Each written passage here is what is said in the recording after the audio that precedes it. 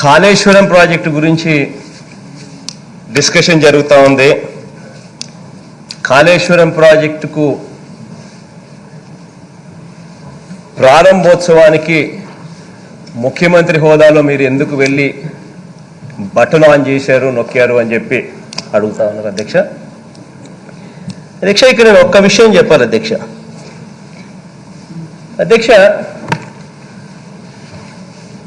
కాళేశ్వరం ప్రాజెక్టుకు ముఖ్యమంత్రి హోదాలో జగన్ అనే వ్యక్తి పోయింది ఎప్పుడు అధ్యక్ష? కాళేశ్వరం ప్రాజెక్ట్ పూర్తయిపోయిన తర్వాత జగన్ పోయినా పోకపోయినా వాళ్ళు బటన్ నొక్కేవాళ్ళు, ఆన్ అయ్యేది, నీళ్లు పోయేటివి. కానీ నేను అడుగుతా ఉన్నా ఇదే చంద్రబాబు నాయుడు గారిని, 5 సంవత్సరాలు ఈయన ముఖ్యమంత్రిగా ఇక్కడ ఉన్నప్పుడు వాళ్ళు అక్కడ కాళేశ్వరం ప్రాజెక్టు కడతా ఉంటే ఈయన ఇక్కడ ఏమి గాడిదలు కాశాడు అని చెప్పి అడుగుతా ఉన్నా. చదువుతాను అధ్యక్ష, తప్పేంటి అధ్యక్ష? సామెత అన్నది ఏం చేస్తా ఉన్నారు అధ్యక్ష? అధ్యక్ష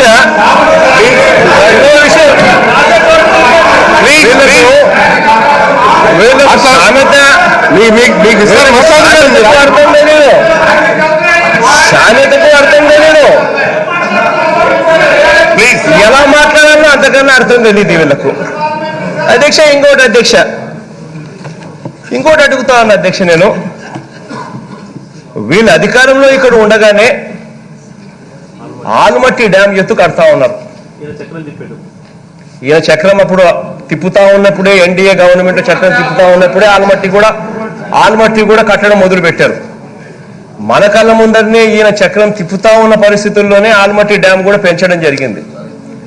ఆ ఆల్మట్టి ఎత్తు పెంచిన తర్వాత పరిస్థితి ఏమిటంటే అధ్యక్ష, లాస్ట్ 10 సంవత్సరాల్లో కృష్ణానది నుంచి ఎన్ని నీళ్లు మనకు వస్తూ ఉన్నాయని చెప్పి యావరేజ్ని చూస్తే అధ్యక్ష, 47 సంవత్సరాల యావరేజ్ను ఒక్కసారి కృష్ణా నుంచి ఎన్ని నీళ్లు కిందకు వస్తూ ఉన్నాయి, మన శ్రీశైలంకు దిగువకు వస్తున్నాయని చెప్పి యావరేజ్ చూస్తే 47 సంవత్సరాలలో యావరేజ్ తీసుకుంటే సిడబ్ల్యూసి లెక్కల ప్రకారము that was coming to round about 1100 to 1200 TMC of water. 1100 నుంచి 1200 టీఎంసీ ఆఫ్ నీళ్లు వచ్చేటివి. కానీ అదే అధ్యక్ష లాస్ట్ 10 సంవత్సరాల యావరేజ్ తీసుకుంటే, సిడబ్ల్యూసి యావరేజ్ లెక్కలు తీసుకుంటే కృష్ణా నుంచి కిందికి శ్రీశైలంకు మనకెంత వస్తూ ఉన్నాయి నీళ్లు అని చెప్పి చూస్తే, కర్ణాటక నుంచి కిందికి మనకెంత వస్తూ ఉన్నాయి శ్రీశైలంకి అని చెప్పి చూస్తే యావరేజ్న సగటున 500-600 టీఎంసీలకు పడిపోయిన పరిస్థితి కనిపిస్తూ ఉంది అధ్యక్ష. అంటే ఇప్పటికే కృష్ణా నుంచి వచ్చే పైనుంచి కిందికి వచ్చే నీళ్లు 47 సంవత్సరాల యావరేజ్ 1100 అయితే 10 సంవత్సరాల యావరేజ్ కేవలం 500 నుంచి 600 టీఎంసీల అధ్యక్ష. ఇటువంటి పరిస్థితుల్లో ఆల్మట్టి ఎత్తు 519 మీటర్ల నుంచి 524 మీటర్లకు మన కళ్ళ ఎదుటనే వాళ్ళు పెంచుకుంటూ పోతా ఉన్నారు. ఈయన ముఖ్యమంత్రిగా ఉండగానే జరుగుతూ ఉన్నాయి పనులు అక్కడ. ఎవడేం చేస్తా ఉన్నాడో ఎవరికి అర్థం కాని పరిస్థితి. వాళ్ళ రాష్ట్రంలో వాళ్ళు ఏం చేసినా కూడా ఇటువైపున మనం వాళ్ళ రాష్ట్రంలో లేము కాబట్టి మనం చేయగలిగింది ఏమీ లేదు అన్న మాట మనం ఒప్పుకున్నా ఒప్పుకోకపోయినా ఇది నగ్న సత్యం. ఇదే విషయంగానే అధ్యక్ష మన కళ్ళ ఎదుటనే ఆల్మట్టి ఎత్తు 519 మీటర్ల నుంచి 524 మీటర్లకు ఎత్తు పెరుగుతూ ఉంటే ఇక నీళ్లు కిందికి ఏమొస్తాయి అన్నది మనమంతా కూడా ప్రశ్నార్థకం, మనమంతా కూడా ఆలోచన చేసుకోవాలి. ఇంకా నీళ్లు ఏ స్థాయిలోకి పడిపోతాయని చెప్పి. ఎందుకంటే 519 నుంచి 524 మీటర్లు ఎత్తు పెంచితే అపారెంట్లీ దాని స్టోరేజ్ కెపాసిటీ ఇంకొక 110 టీఎంసీల స్టోరేజ్ కెపాసిటీ పెరుగుతుంది. దట్ ఈస్ ద రియాలిటీ ఈరోజు. ఇటువంటి పరిస్థితుల్లో పాపం కేసీఆర్ గారికి మనకు ఉన్న సత్సంబంధాల దృష్ట్యా కేసీఆర్ గారు నిజంగా ఆయన ఇంకా మెగ్నానిమిటీ చూపిస్తున్నాడని చెప్పి హర్షించాల్సిన పరిస్థితుల్లో వాస్తవం అధ్యక్ష ఇది మనకు గోదావరి నీళ్లను మనం గోదావరి నీళ్లను శ్రీశైలంకు తీసుకొని పోయే కార్యక్రమం జరుగుతూ ఉంది అంటే గోదావరి నీళ్లను మనం నాగార్జున సాగర్కు తీసుకొని పోయే పరిస్థితి జరుగుతూ ఉంది అని అంటే, గోదావరి నీళ్లతో మనం కృష్ణా ఆయకట్టు మనం స్థిరీకరించే పరిస్థితి జరుగుతూ ఉంది అని అంటే, నిజంగా అదే గోదావరి నీళ్లు మన రాష్ట్రంలో నుంచి, మన పోలవరం దిగువ నుంచి మనం తీసుకోవడం లేదు. He was magnanimous.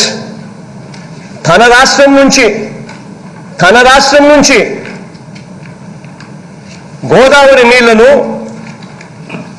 We are taking it to Srisailam, we are taking it to Nagarjuna Sagar. ఆయన రాష్ట్రం నుంచి. ఇది నిజంగా ఆయన మెగ్నానిమిటీకి మనం సంతోషపడాల్సింది పోయి, రెండు రాష్ట్రాల మధ్య సఖ్యత ఉంది అని చెప్పి సంతోషించాల్సింది పోయి, మనం చేస్తా ఉన్నది ఏమిటి అధ్యక్ష? అసలు గోదావరి గురించి అయితే ఫస్ట్ మీ క్లాస్ బీక్తా, ఫస్ట్ మీరు వినండి.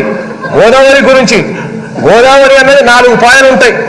ఒకటి నాసిక్ నుంచి వచ్చే ఒక పాయ, ఆ నాసిక్ నుంచి వచ్చే పాయ ఇప్పటికే ఎండిపోయిన పరిస్థితి, వాళ్ళకే తెలంగాణకు వచ్చే పరిస్థితే నీళ్లు రాని పరిస్థితి. రెండో పాయ ప్రాణహిత పాయ, that is approximately 36% of Godavari waters. 36% Godavari waters approximately Pranahita పాయ. మూడో పాయ ఇంద్రావతి పాయ. ఇంద్రావతి పాయ అప్రాక్సిమేట్లీ 26% ఆఫ్ గోదావరి వాటర్స్. రెండు Pranahita and Indravati alone constitute approximately 65% of Godavari waters. ఈ 2 పాయలు ఎక్కడున్నాయి అధ్యక్ష? ఈ 2 పాయలు తెలంగాణ రాష్ట్రంలో ఉన్నాయి. మనకున్నది ఏంటి అధ్యక్ష? గోదావరిలో కేవలం శబరి అని ఒకే ఒక పాయ, శబరి పాయ ఒకటే మనకుంది. You know how much Sabari constitutes? Sabari constitutes only 11% of Godavari. కేవలం మనకుండే పాయ ఏదైతే, మనకు వస్తా ఉన్న పాయ ఏదైతే ఉందో, మన రాష్ట్రంలో ప్రవహించే పాయ ఏదైతే ఉందో Sabari, that is only 11% of Godavari.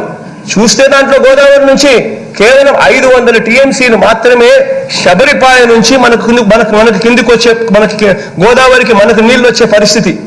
మిగిలినదంతా కూడా చూస్తే ప్రాణహిత 36%, ఇంద్రావతి 26%, రెండు కలిపితే దాదాపుగా 65% పాయలు తెలంగాణ నుంచి కిందికి వాళ్ళు నీళ్లు వదిలితే తప్ప నుంచి మనకు రాని పరిస్థితి అధ్యక్ష. ఇవాళ మన కళ్ళ ఎదుటినే చంద్రబాబు నాయుడు గారు ముఖ్యమంత్రిగా ఉండగానే, ఈయన ఇక్కడ ముఖ్యమంత్రి ఉండగానే 3 టీఎంసీల నీళ్లు లిఫ్ట్ చేసుకొని అటు నుంచి అంటే వాళ్ళు తరలించుకొని తీసుకొని పోతా ఉంటే, మన రాష్ట్రంగా మనం ఏం చేయగలిగాము అని చెప్పి నేను అడుగుతా ఉన్నాను. ఇదే చట్టసభలో ఇదే గత ముఖ్యమంత్రిని అడుగుతా ఉన్నాను. ఎవడం ఏమి చేయలేని పరిస్థితి అధ్యక్ష.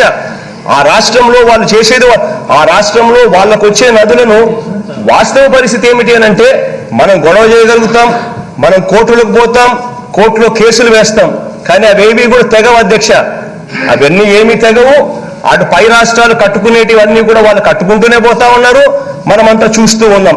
అది ఆల్మట్టి ఎత్తు 519 మీటర్లకు చేర్చడం అయితేనేమి, 519 నుంచి ఇప్పుడు మళ్ళీ 524 మీటర్లు వాళ్ళు కట్టడం అయితేనేమి, అటువైపు నుంచి మహారాష్ట్ర వాళ్ళు గోదావరి పాయన అడ్డకోలుగా వాడుకోవడం అయితేనేమి, ఆ తర్వాత కాళేశ్వరంలో కేసీఆర్ గారు 3 టీఎంసీలు నీళ్లు లిఫ్ట్ చేసుకుని అటు నుంచి తీసుకొని పోవడం అయితేనేమి, ఎవ్వడం కూడా ఏమి చేసే పరిస్థితులు లేము అధ్యక్ష. మనకి ఇవాళ కావాల్సింది ఏమిటి అంటే, రాష్ట్రాల మధ్య సఖ్యత కావాలి. రాష్ట్ర ముఖ్యమంత్రులు ఒకరినొకరు మాట్లాడుకునే పరిస్థితి ఉండాలి.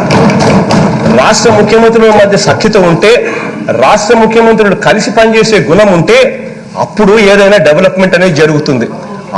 ఆ పరిస్థితి ఈరోజు ఉంది కాబట్టే కేసీఆర్ గారు ఒక అడుగు ముందుకు వేసి మెగ్నానిమిటీ చూపించాడు.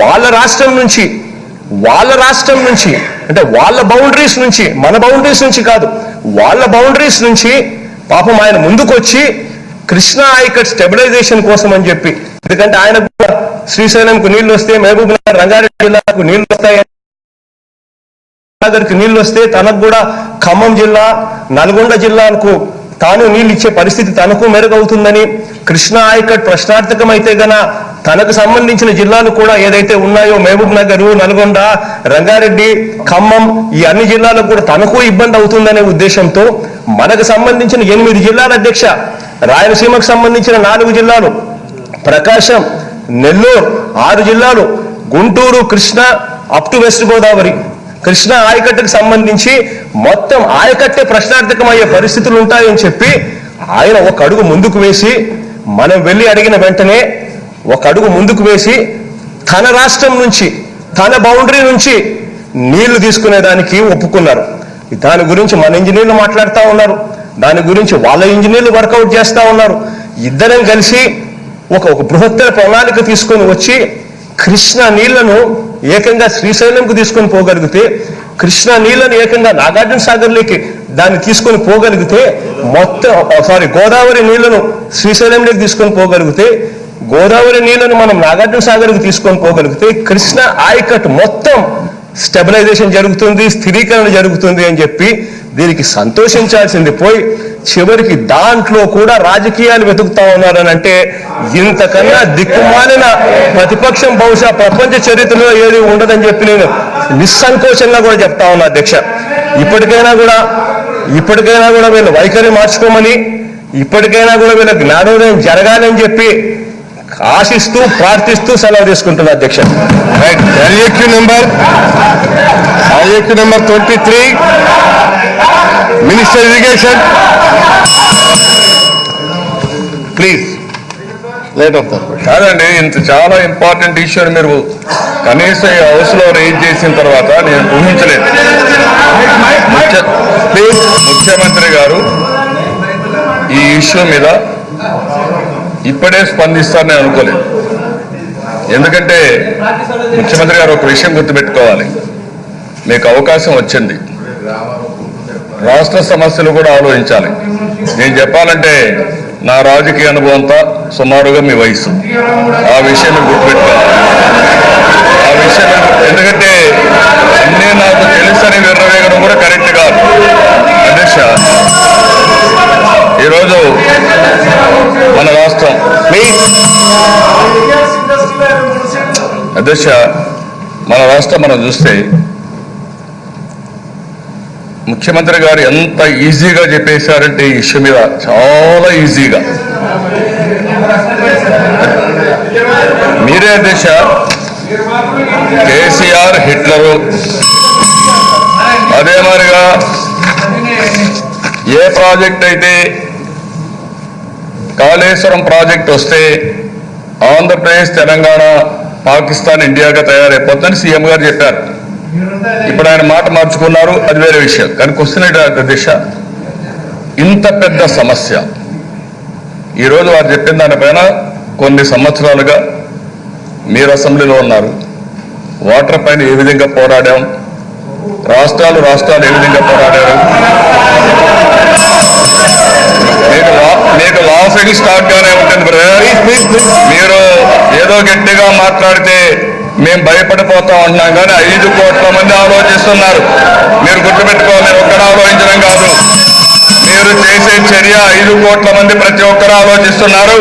మీరు నా నోరు ఈ అసెంబ్లీలో ముగించచ్చు కానీ బయట ముగించలేరు, ఆ విషయం మీరు గుర్తుపెట్టుకోవాలి. ఈరోజు ఒక సున్నితమైన సమస్య, నేను హెచ్చరిస్తున్నా, ఇక్కడనే మిమ్మల్ని కూడా హెచ్చరిస్తున్నా, భావితరాల భవిష్యత్తు తాకట్టు పెట్టే అధికారం మీకు ఎవరికి లేదని మరొకసారి హెచ్చరిస్తున్నా. ఇదేమంటే నేను తమాషాగా ఉంది, మీకు ఎగతాళి చేస్తారా, మీరు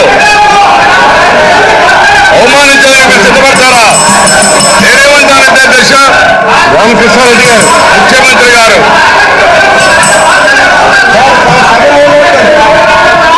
ఒక్క నిమిషం, లేజిస్లేటివ్ అఫైర్స్ మినిస్టర్, ఒక్క నిమిషం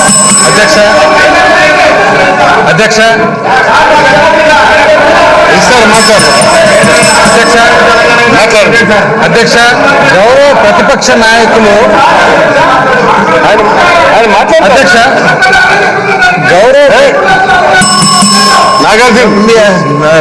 అధ్యక్ష, గౌరవ ప్రతిపక్ష నాయకులు ఎందుకు అంత ఆవేశపడుతున్నారో మాకైతే అర్థం కావడం లేదు అధ్యక్ష. ముఖ్యమంత్రి గారు చాలా సింపుల్ గా గోదావరి నది ఎక్కడి నుంచి వస్తుంది, నాసిక్ నుంచి మహారాష్ట్ర నుంచి ఎంత భాగం వస్తుంది, ప్రాణహిత నుంచి ఎంత వస్తుంది, ఇంద్రావతి నుంచి ఎంత వస్తుంది, శబరి అంటే ఆశ్చర్యంగా వాళ్ళందరూ 23 మంది నోట్లు తెచ్చుకొని చూస్తున్నారు అధ్యక్ష. మనం చూస్తున్నాం, ఎందుకంటే మాకు తెలుసు, వాళ్ళకి తెలియదు ఈ సబ్జెక్ట్.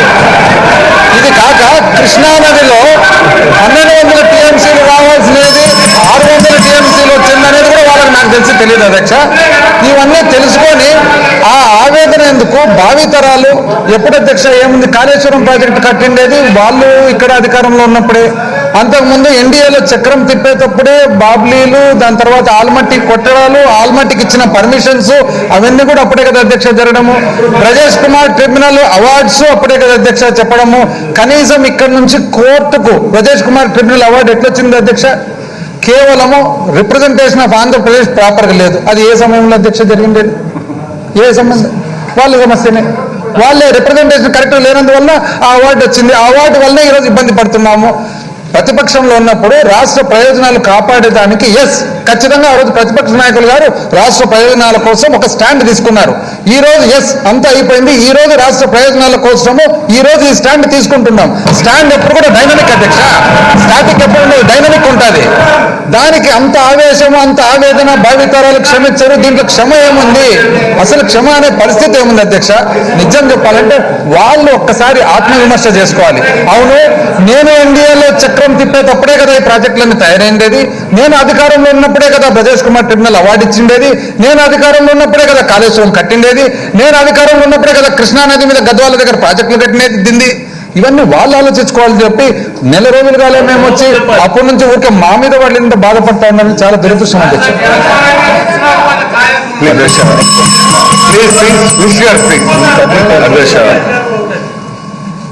ఈరోజు నేను ఎవరినో విమర్శించడానికి కాదు విషయం, ఎందుకంటే బాబ్లీ ఇష్యూలో మేము పోరాడాం. అది కూడా మీకు ఒకసారి ఐడియా ఉంది. దానికంటే ముందుగా ఆల్మట్టి అధ్యక్ష యునైటెడ్ ఫ్రంట్ గవర్నమెంట్లో ఆల్మట్టి ప్రాజెక్టు కట్టాలంటే ఇది వీలు కాదు, ఆంధ్రప్రదేశ్కి విఘాతం కలుగుతుంది, నష్టం జరుగుతున్న ఉద్దేశంతో 6 మంది ముఖ్యమంత్రులతో ఒక కమిటీ వేసి, జ్యోతిబాస్ గారి ఆధ్వర్యంలో ఇదే రికార్డులో చూడండి, ఒక కమిటీ వేసి అక్కడ ఇంజనీర్స్ పంపించి 2 రాష్ట్రాల్లో తిరిగిన తర్వాత ఆ రోజు ఒక రిపోర్ట్ ఇచ్చారు. గేట్లు పెట్టడానికి వీలు లేదని చాలా స్పష్టంగా రిపోర్ట్ ఇచ్చిన తర్వాత గేట్లు పెట్టలేదు. అధ్యక్ష, ఫైనాన్స్ మినిస్టర్ గారు మాట్లాడుతున్నారు. ఒకసారి రికార్డు చూడండి.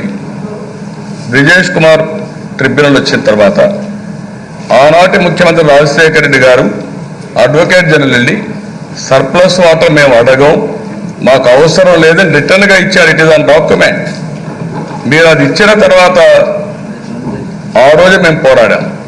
అది అయిన తర్వాత కంటిన్యూగా ఆయన ముఖ్యమంత్రిగా పోవడం, మళ్ళీ రావడం, మొన్న గవర్నమెంట్లో ట్రిబ్యునల్ ఇవ్వడం, దాన్ని సుప్రీంకోర్టుకి అప్పీల్ చేయడం, ఆ డిస్ప్యూటింగ్గా నడుస్తుంది.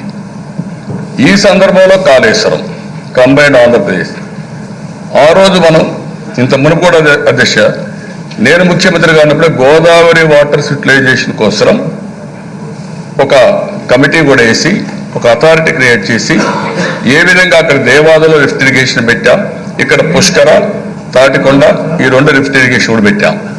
ఇవన్నీ చేసిన తర్వాత అధ్యక్ష ఈరోజు రాష్ట్రం 2గా డివైడ్ అయ్యింది. విడిపోయిన తర్వాత కృష్ణా వాటర్ ట్రిబ్యునల్ ఉంది, గోదావరి వాటర్ ట్రిబ్యునల్ ఉంది. అఫెక్ట్స్ బాడీ కేంద్ర మంత్రిగా ఉంటారు. ఇప్పుడు వారు అన్నారు శ్రీశైలం, నాగార్ సాగర్ కంబైన్డ్ ప్రాజెక్ట్స్, సగం మన ఏరియాలో వస్తుంది, సగం తెలంగాణకు వస్తుంది. వాళ్ళు లిఫ్ట్ చేయాలి, మనం లిఫ్ట్ చేయాలి, వాటర్ కూడా షేర్ చేసుకోవాలి. కృష్ణా వాటర్ మనకు రావడం లేదు, రాలేదని చెప్పి మాకు హక్కు లేదనే విధంగా మీరు మాట్లాడుతున్నారంటే, ఏమీ చేయలేమనే విధంగా మాట్లాడుతున్నారంటే అది చాలా ప్రమాదం దిశ. మన హక్కు కోసం మనం పోరాడాలి. ఇప్పుడే కాదు, ఎన్నో రోజుల నుంచి ఇల్లీగల్ ప్రాజెక్ట్స్ కడుతూనే ఉన్నారు. మనం పోరాడుతున్నాం, కొంతవరకు ప్రొటెక్ట్ చేస్తున్నాం, కొంతవరకు ముందుకు పోతున్నాం. ఇప్పుడు కాళేశ్వరం వాడు కట్టారు, మనం ఇక్కడ పోలవరం కట్టాం. పోలవరం పైన తెలంగాణ గవర్నమెంట్ కోర్టుకు వెళ్ళారు, సుప్రీంకోర్టుకు వెళ్ళారు. It is pending. ఒక పక్క ఒరిస్సా గవర్నమెంట్ వెళ్ళారు, ఛత్తీస్గఢ్ గవర్నమెంట్ వెళ్ళారు. ఈరోజు ఆ దేశం మనం గుర్తుపెట్టుకోవాల్సింది, నాసిక్ నుంచి వస్తూ ఉంది, ప్రాణహిత వస్తూ ఉంది, ఇంద్రావతి వస్తూ ఉంది, అన్నీ వస్తున్నాయి, సీలేరు నుంచి వస్తూ ఉంది, అవన్నీ వస్తున్నాయి అధ్యక్ష. క్వశ్చన్ ఏంటంటే అధ్యక్ష, ఈరోజు గుర్తుపెట్టుకోవాల్సింది, ఆ నీళ్లు వస్తా ఉంటే ఇక్కడ తెలంగాణ ప్రాజెక్ట్ కట్టారు. క్వశ్చన్ మనం ఇప్పుడు ఒక మాట అన్నారు ముఖ్యమంత్రి గారు, పైన నుంచి నీళ్లు రావడం లేదన్నారు. రేపు వాళ్ళ భూభాగాన మీరు కట్టిన తర్వాత మీరిద్దరు బాగున్నారు, ఈరోజు రావచ్చు. రేపు ఆ నీళ్లు కూడా తీసుకోపోవడం లేదు, తీసుకోపోవడానికి వీలు లేదంటే అప్పుడు మీరేం చేస్తారు? మీరు ఇవన్నీ ఆలోచించారు కదా అధ్యక్ష. ఈరోజు మన ఇద్దరం మీరు ఎక్కడ ఉండొచ్చు, మేము ఇక్కడ ఉండొచ్చు, మేము అక్కడ ఉండొచ్చు, మీరు ఎక్కడ ఉండొచ్చు, అది వేరే విషయం. రాష్ట్ర ప్రయోజనాలు వచ్చినప్పుడు అధ్యక్ష ఇలాంటి నిర్ణయాలు చేసేటప్పుడు రాష్ట్రం అంతా కూడా చర్చించాల్సిన అవసరం ఉందా లేదా? ఈరోజు మనకు అధ్యక్ష పోలవరం పూర్తవుతుంది. పోలవరం పూర్తయితే సింపుల్ గ్రావిటీతో మనం నీళ్ళన్నీ కూడా సోమసలకు తీసుకెళ్ళచ్చు, రేపు బొల్లాపల్లి ప్రాజెక్టు కట్టుకోవచ్చు, అక్కడి నుంచి గ్రావిటీ నాగార్జునకి వెళ్తాయి. ఇవన్నీ కూడా క్షుణ్ణంగా ఆలోచించకుండా ఏ నిర్ణయం తీసుకున్నా అది హేస్టీ అవుతుంది. ఇప్పుడు ముఖ్యమంత్రి గారు అధ్యక్ష మేము పేపర్లో చూసింది కేసీఆర్ గారు ప్రపోజ్ చేశారని. ఇప్పుడు ముఖ్యమంత్రి చెప్పాను, నేనే అడిగాను, ఆయన చాలా ఉదారంగా ముందుకు వచ్చారని ముఖ్యమంత్రి గారు తీసుకొచ్చారు. నేను ఒకటే అడుగుతున్నా అధ్యక్ష, ఈ విషయం పైన రాష్ట్ర ప్రజలకు చాలా ఆందోళన ఉంది, బాధ ఉంది, దీనిపైన చర్చ చేయాలి. మీరు ఒక పేపర్ పెట్టండి, మీరేం చేయబోతారు చర్చ జరిగే మునిపే నేను ఒకటి చెప్తాను అధ్యక్ష, మీరు ఒక పేపర్ పెట్టండి, డిస్కస్ చేద్దాం, డిబేట్ చేద్దాం, రాష్ట్ర ప్రయోజనాలకి ఏది మంచిదైతే ఆ నిర్ణయం తీసుకుందాం అని మరొక్కసారి మీ ద్వారా ముఖ్యమంత్రి గారు తెలియజేస్తాను అధ్యక్ష. సీఎం గారు. అధ్యక్ష, మన ఆంధ్ర రాష్ట్రం ఎందుకు ఇంత అధ్వానమైన పరిస్థితిలో ఉన్నది అని అంటే మన కర్మ ఏంటంటే దానికి చంద్రబాబు నాయుడు గారు అనే వ్యక్తి 5 సంవత్సరాలు ముఖ్యమంత్రిగా పరిపాలన చేశారు కాబట్టి ఆంధ్ర రాష్ట్రం ఇంత అధ్వానమైన పరిస్థితిలో ఉండడానికి కారణం అని ఆశ్చర్యం అనిపించే విషయాలు అధ్యక్ష. నేను అడుగుతా ఉన్నాను, మనము తెలంగాణ ప్రభుత్వం కలిసి గోదావరి నీళ్లు శ్రీశైలంకు కానీ గోదావరి నీళ్లు నాగార్జున సాగర్కి కానీ తీసుకొని పోయే కార్యక్రమం జరిగితే 2 రాష్ట్రాల మధ్య బైలాటరల్ అగ్రిమెంట్స్ జరగవా అధ్యక్ష? బుద్ధి జ్ఞానం ఉన్నోడు ఎవరికైనా కానీ అది అర్థం కాదు అధ్యక్ష. ఇన్ని సంవత్సరాలు ముఖ్యమంత్రి అంటాడు, 40 సంవత్సరాలు ఇండస్ట్రీ అంటాడు, ఇంకోటి అంటాడు.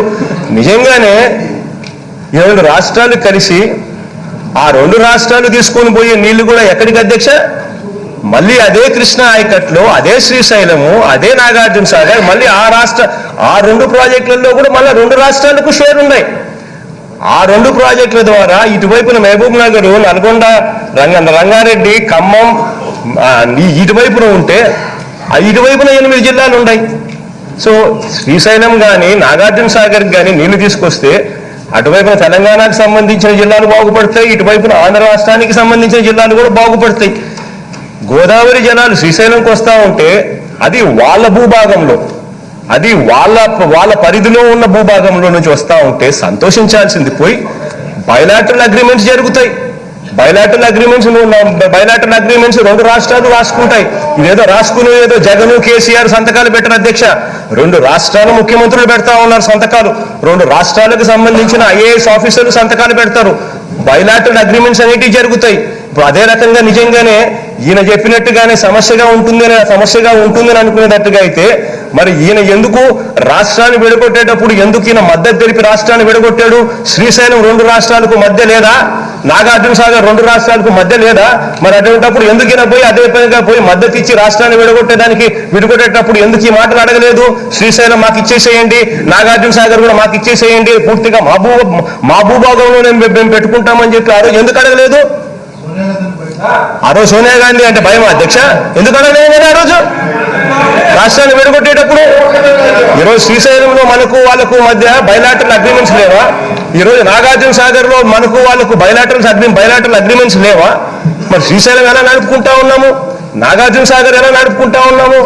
ఇదే మాదిరిగానే ఏకంగా గోదావరి జలాలు తీసుకొని కృష్ణా ఆయకట్ స్టెబిలైజేషన్కి వస్తూ ఉంటే సంతోషించాల్సింది పోయి బైలాటరల్ అగ్రిమెంట్స్ ఉంటాయి 2 రాష్ట్రాల మధ్య. ఒకరికి క్లియర్ కట్ గా ఏ రాష్ట్రానికి శ్రీశైలం నాగార్జున సాగర్ కు నీళ్లు తీసుకొచ్చిన తర్వాత, శ్రీశైలంకి నీళ్లు తీసుకొచ్చిన తర్వాత they are governed by bilateral agreements.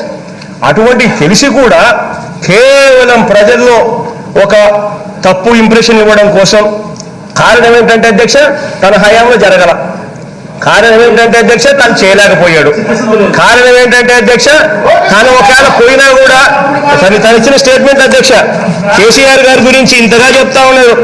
ఏమంటాడు అధ్యక్ష? మేము కలవకుండా కేంద్రం కుట్రలు చేసింది. ఇది చంద్రబాబు నాయుడు గారి మాటలు కేసీఆర్ గారి గురించి. ఈయన సొంత బావమడిది హరికృష్ణ గారి శవాన్ని పక్కన పెట్టుకొని ఈయన శవాన్ని పెట్టుకొని మా కొడాలని మంత్రి గారు కూడా అక్కడే ఉన్నారు. శవాన్ని పక్కన పెట్టుకొని కేసీఆర్ గారి కొడుకు అక్కడ శవాన్ని చూడడానికి వస్తే కేసీఆర్ గారి కొడుకుతో పొత్తుల గురించి మాట్లాడాడు ఈ పెద్ద మనిషి. ఈయన 5 సంవత్సరాలు ముఖ్యమంత్రిగా ఇక్కడ పరిపాలన చేసేటప్పుడు అక్కడ తెలంగాణలో వాళ్ళు కాళేశ్వరం ప్రాజెక్టు కట్టారు. ఈయన 5 సంవత్సరాలు ముఖ్యమంత్రిగా ఉండగానే కాళేశ్వరం ప్రాజెక్టు వాళ్ళు పూర్తి చేశారు. జగన్ అనే వ్యక్తి ముఖ్యమంత్రిగా అయింది కేవలం 1 నెల. అంటే ఆ నెలకు ప్రాజెక్టు పూర్తి అయిపోయింది కాళేశ్వరం ప్రాజెక్టు. ఈయన 5 సంవత్సరాలు ఇక్కడ ముఖ్యమంత్రిగా ఉన్నప్పుడు మరి ఏం చేస్తా ఉన్నారు అధ్యక్ష? మరి ఏం చేస్తా ఉన్నారు? ఎందుకు ఆపలేకపోయాడు? ఎందుకు ఏం చేస్తా ఉన్నాడు? ఎవరు కూడా అధ్యక్ష, ఎవరు కూడా వాస్తవ పరిస్థితులు ఏమిటి అనేది అర్థం చేసుకొని, వాస్తవ పరిస్థితుల్లో 2 రాష్ట్రాల మధ్య సఖ్యత సంబంధాలు ఉంటే జరిగే మేళ్ళేమిటి అని చెప్పి అర్థం చేసుకొని ఆ సఖ్యత సంబంధాల కోసం పాటుపడాలి. బైలాటరల్ అగ్రిమెంట్స్ ఉంటాయి అన్న సంగతి అందరికీ తెలిసిన విషయము. 2 రాష్ట్రాల మధ్య ఇటువంటి సంబంధాలు ఉంటే రాష్ట్రాలు బాగుపడతాయన్న సంగతి తెలిసిన విషయము. ఇవన్నీ హర్షించాల్సింది పోయి వీటిలో కూడా కుళ్ళు, కుతంత్రాలు, రాజకీయాలు చేసే ఏకైక